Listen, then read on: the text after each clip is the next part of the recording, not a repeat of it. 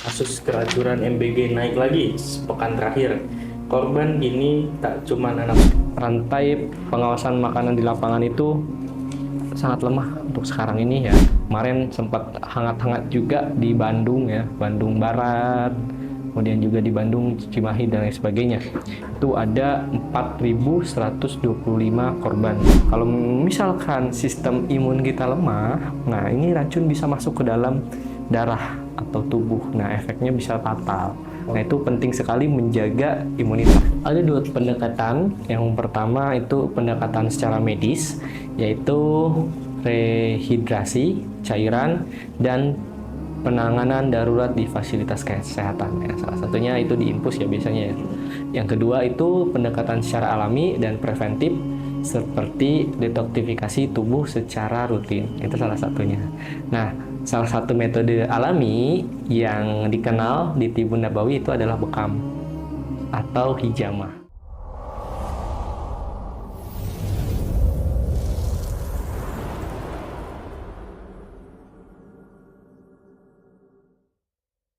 Assalamualaikum warahmatullahi wabarakatuh. Kembali lagi bersama kita di podcast Bincang Sehat bersama Pusat Bekam. Seperti biasa nanti kita bakalan ngobrol 30 menit ke depan, yaitu mengenai kesehatan dan juga solusinya dan juga bagaimana cara mencegahnya. Nah, pada video kali ini kita akan bahas topik yang emang lagi tren banget dan juga emang sebagai program pemerintah juga, yaitu MBG ya. Nah, di sini lagi hangat-hangatnya ada kasus keracunan dalam program makan bergizi gratis atau MBG yang akhir-akhir ini kembali meningkatkan di berbagai daerah. Tapi kita nggak akan bahas di sisi politiknya ya, tapi kita akan bahas dari segi kesehatannya dan juga pencegahan dan juga solusinya ala Tibun Nabawi. Oke, baik. Oke, kita langsung ke berita pertama ini Pak. Ada kasus keracunan MBG naik lagi sepekan terakhir. Korban kini tak cuma anak sekolah, jadi makin banyak nih korbannya. Itu menurut Barki gimana nih dari segi kesehatannya? Betul sekali ya. Dalam sepekan terakhir ya, 6 hingga tanggal ini, 14 Oktober, itu Jaringan Pemantauan Pendidikan Indonesia mencatat sekitar 1.084 korban baru. Luar biasa ya. Lonjakan ini dinilai menunjukkan masalah serius ya bagi pelaksana MBG yang sejak awal digadang-gadang sebagai upaya perbaikan gizi di anak sekolah. Nah, ini. Nah, sempat baca juga bahwasannya bukan hanya anak sekolah lagi nih, luar biasa ya. Nah, ini tapi juga ada guru, kemudian juga balita dan ibu hamil yang ikut terdampak di keracunan tersebut ya. Ini juga menjadi alarm bagi kita semua bahwasannya rantai pengawasan makanan di lapangan itu sangat lemah untuk sekarang ini ya. Adapun ada di provinsi mana aja nih Pak? Kalau dari kasus ini paling banyak di daerah mana? Ya, adapun provinsi dengan jumlah korban terbanyak ini saya bacakan datanya. Itu di Nusa Tenggara Timur itu 384 korban. Kemudian di Jawa Tengah 347 korban. Itu di Karanganyar, Klaten, Salatiga, kemudian juga Kalimantan Selatan 130 korban itu di Kabupaten Banjar. Kemudian juga jika dihitung sejak Januari hingga sekarang itu 5 provinsi dengan korban keracunan RBG tertinggi itu ada di yang pertama itu di Jawa Barat. Jawa Barat ya. Kemarin sempat hangat-hangat juga di Bandung ya, Bandung Barat, kemudian juga di Bandung, Cimahi dan lain sebagainya. Itu ada 4.125 korban. Itu juga di Jawa Tengah, ada juga di DIY, Daerah Istimewa Yogyakarta, dan juga di Jawa Timur ya, yang itu yang banyak ya. Luar biasa, hampir 1.000-an korban di sekitar provinsi tersebut ya. Nah, ini program ini sebenarnya bagus ya bagi anak-anak yang mungkin kurang mampu bisa dapat makan gratis, bergizi gratis. Tapi juga kalau misalkan kita tidak kelola dengan benar, itu bisa membahayakan ya. Itu. Nah, kalau kita lihat ya Pak dari sisi kesehatan ya, bukan dari sisi politiknya nih, perlu digarisbawahi ya. Jadi kita nggak bahas politik di sini, kita bahas segi kesehatannya.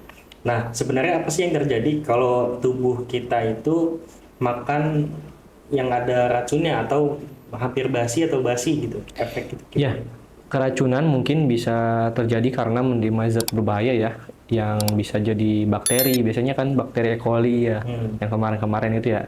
Kemudian juga bahan kimia atau makanan basi ya, udah lama gitu kan. Nah, tubuh itu bisa langsung bereaksi menolak ya. Maka biasanya itu tubuh itu muncul gejala-gejala seperti mungkin muntah, mual, kemudian diare, bahkan bisa perut kram, sakit banget itu. Kadang juga demam dan lemas berat karena muntah itu kan keluarnya cairan ya, cairan dalam tubuh. Nah, itu bisa juga lemas gitu. Nah, itu salah satu juga tanda tubuh sedang mengeluarkan racun. Itu kalau misalkan tubuh kita itu di dibangun ya sama Allah Subhanahu wa taala itu memang cukup luar biasa, cukup kompleks sekali.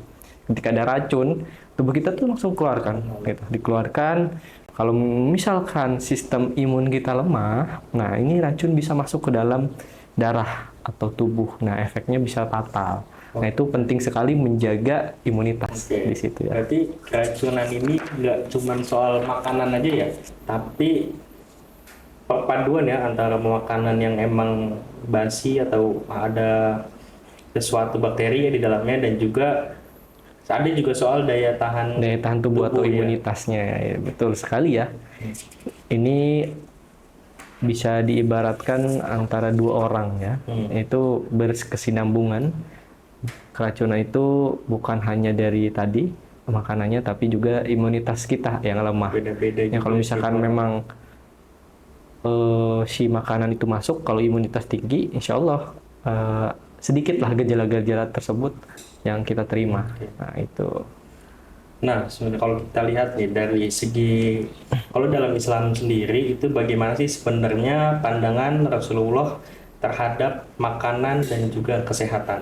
Ya, Masya Allah sekali ya. Ini bagian yang sangat luar biasa. Dalam Islam, makan itu bukan sekedar kebutuhan biologis, tapi juga ibadah. Rasulullah Shallallahu Alaihi Wasallam pernah bersabda bahwasanya kami adalah kaum yang tidak makan kecuali ketika lapar dan berhenti sebelum kenyang. HR, hadis riwayat Bukhari dan Muslim. Ini jadi prinsip Islam itu sedikit tapi berkah, bergizi tapi halalan thayyibah. Nah, itu salah satunya ya. Tapi terkadang juga kita sering tergoda nih makanan yang enak, tapi kita nggak sadar nih asal itu dari mana, halal atau enggak, baik atau enggak ke tubuh kita gitu. Nah, itu dia ya. Islam mengajarkan halalan thayyiban, bukan hanya halal bahan dan cara sembelihnya, tapi juga baik untuk tubuh kita ya. Nah, itu makanan yang diolah dengan mungkin kurang baik ya, itu simpannya salah, terus juga pakai pengawet, meskipun halal dari sisi bahan, itu bisa jadi tidak halalan thayyiban, tidak toyiban bagi tubuh kita, tidak baik ya bagi tubuh Oke. kita. Berarti bisa dibilang nih keracunan massal MBG ini juga pengingat kita ya. Kita harus kembali lagi ke prinsip yang tadi dijelaskan hadisnya yaitu prinsip makan Rasulullah SAW yaitu secara bersih dan juga halalan thayyiban gitu ya kan. Tepat sekali ya. Memang Rasulullah SAW juga sangat memperhatikan kebersihan makanan dan wadahnya. Nah, ini bahkan juga beliau mengajarkan menutup makanan di malam hari agar tidak terkena debu atau binatang kecil. Nah, ini bentuk pencegahan di zaman dulu Rasulullah. Oke, mantap banget ya. Jadi kita sebenarnya udah diajarin nih dari zaman dulu oleh Rasul kita mengenai makanan yang halalan dan juga thayyiban. Nah, kita masuk nih solusinya. Solusinya kalau tubuh kita udah terpapar racun dari makanan nih, apa cara terbaik nih buat membersihkan diri kita? Gitu. Ya, ada dua pendekatan. Yang pertama itu pendekatan secara medis, yaitu rehidrasi cairan dan penanganan darurat di fasilitas kesehatan. Ya, salah satunya itu di infus ya biasanya ya. Yang kedua itu pendekatan secara alami dan preventif seperti detoksifikasi tubuh secara rutin. Itu salah satunya. Nah, salah satu metode alami yang dikenal di Tibun Nabawi itu adalah bekam atau hijamah seperti Oke. itu. Menarik nih. Ternyata bekam juga salah satu cara terbaik juga ya buat membersihkan ataupun menjaga tubuh kita bisa sembuh ataupun bisa terhilang dari Racun-racun tadi racun ya. tadi ya. Betul. Nah, gimana caranya bekam kok bisa mendetoks tubuh itu?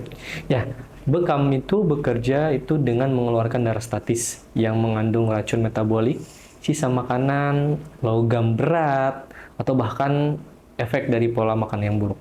Nah, selain itu, bekam juga memperlancar peredaran darah, meningkatkan fungsi hati dan ginjal, dan juga organ utama pembersih racun dalam tubuh.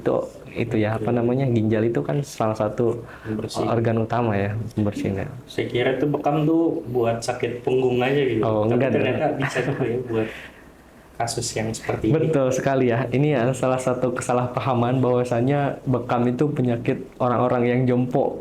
Bekam itu penyakit orang-orang yang udah tua saja ya. Nah, itu bekam itu banyak sekali manfaatnya. Salah satunya mungkin bisa menurunkan kolesterol, menstabilkan tekanan darah, mengatasi kelelahan ya, itu, dan juga bisa membantu detoksifikasi tubuh dari makanan-makanan yang tadi yang tidak halalan toyiban tersebut. Nah, Insya Allah ya. Jadi kalau kita rutin bekam, insya Allah kita bakalan sehat ya. Makan sesuai tagline pusat bekam. Pusat bekam sehat sehat selamanya. selamanya ya, betul sekali. Nah, sebaiknya berapa kali sih Pak kalau emang kita mau menjaga rutin imunitas tubuh kita itu bekamnya? Ya, bekam itu memang idealnya itu untuk menjaga imunitas itu 1 bulan dalam sekali ya. Dan juga untuk preventif, untuk pencegahan penyakit, juga bisa dilakukan dua kali dalam 1 bulan. Seperti itu. Oke, kalau kita tadi bahas Pak soal racun makanan dan juga detox ya yang digunakan itu bekam, tapi ada satu hal nih yang menarik. Kenapa sekarang kasus seperti ini makin sering terjadi? Apa karena makanan yang lebih beresiko atau tubuh manusia zaman sekarang ini nih yang makin lemah? Ya, pertanyaan yang cukup luar biasa ya. Menurut saya dua-duanya bagus ya. Tadi zaman dulu orang itu makan sederhana. Nasi, sayur, lauknya sedikit, dan juga orang zaman dulu tuh kan jarang banget ada kendaraan ya kalau zaman dulu itu ya. Paling juga mungkin kendaraannya berbentuk hewan ya. Kalau sekarang kan memang udah ada motor, mobil, Bahkan ke warung aja kita naik motor ya. Itu ya. Nah, kalau zaman dulu banyak gerak orang itu kan. Nah, itu. Nah, sekarang itu makanan itu serba instan. Pengawetnya tinggi. Dan juga orang itu gayanya hidupnya tadi pasif ya. jarang gerak. Yang bergerak. Orang kantor ya udah kerja di kantor kayak kita nih. Kerja kantoran, ya udah. Pulang tidur lagi. Nah, itu. Nah, salah satunya itu berbahaya sekali. Akhirnya toksin itu menumpuk, imun melemah, dan tubuh juga mudah bereaksi negatif terhadap makanan. Nah, dengan cara itu mungkin kita yang di kantor itu minimalnya itu mungkin setiap 1 jam sekali itu kita stretching, bergerak dan lain sebagainya seperti itu. Oke, berarti bekam itu juga bisa bantu menguatkan imun ya di sini tadi kalau saya pahami. Ya, karena bekam memperlancar peredaran darah, otomatis memperkuat sistem imunitas. Selain itu, Rasulullah SAW juga mengajarkan banyak imun booster alami seperti mungkin madu, habatus sauda, air zam-zam, dan juga kurma Nabi, yaitu kurma azwa. Nah, kalau itu semua digabung dan juga gaya hidup sehat bekam rutin, insya Allah tubuh lebih kuat dari racun dan virus. Seperti itu. Oke, sebelum kita closing nih video kali ini, mungkin buat dari Pak Arki ada nggak nih pesan buat orang tua atau guru yang mungkin cemas nih dengan kasus keracunan anak-anak yang seperti di berita tadi? Ya, pertama mungkin tetap tenang ya, tapi juga tetap waspada, jangan asal ikut panik di sosial media. Kedua, perkuat imun keluarga ya, bagi Bapak Ibu sekalian yang anaknya itu bagi Bapak Ibu sekalian yang Kedua, perkuat imun keluarga dengan makanan alami dan detoks rutin ya. Dan ketiga, edukasi anak ya. Jangan lupa untuk tidak makan sembarangan. Kemudian juga kalau misalkan makanan itu berbau dan lain sebagainya, harap dilaporkan kepada gurunya seperti itu. Dan terakhir, jaga hati dan niat. Nah, ini makan itu ibadah. Kalau kita makan dengan syukur, doa, Allah akan jaga dari hal-hal berbahaya seperti itu. Insya Allah. Jadi saya jadi teringat di dalam surah Al-Baqarah juga di ayat 198 yang artinya wahai manusia makanlah dari apa yang ada di bumi yang halal lagi juga baik dan janganlah kamu mengikuti langkah-langkah setan. Nah, jadi sehat itu bukan cuma sekedar fisik ya, tapi gimana caranya kita memaknai makanan dari hidup ini gitu ya Pak Rifki ya. Betul sekali ya. Dan semoga kasus ini juga membuat kita sadar pentingnya pengawasan makanan, kebersihan, dan juga hidup selaras dengan sunnah Nabi Muhammad SAW. Oke, baik. Terima kasih Pak Rifki atas waktunya dan juga ilmunya pada berita kali ini, dan juga saksikan atau tonton terus video podcast Bincang Sehat bersama Pusat Bekam di video-video selanjutnya yang insya Allah kita akan terus syiar, yaitu mengenai kesehatan, dakwah, dan juga kesehatan ala Nabi, yaitu Tibun Nabawi. Oke, baik. Terima kasih semuanya. Jangan lupa di like, komen, dan juga subscribe YouTube kami. Sekian. Wassalamualaikum warahmatullahi wabarakatuh.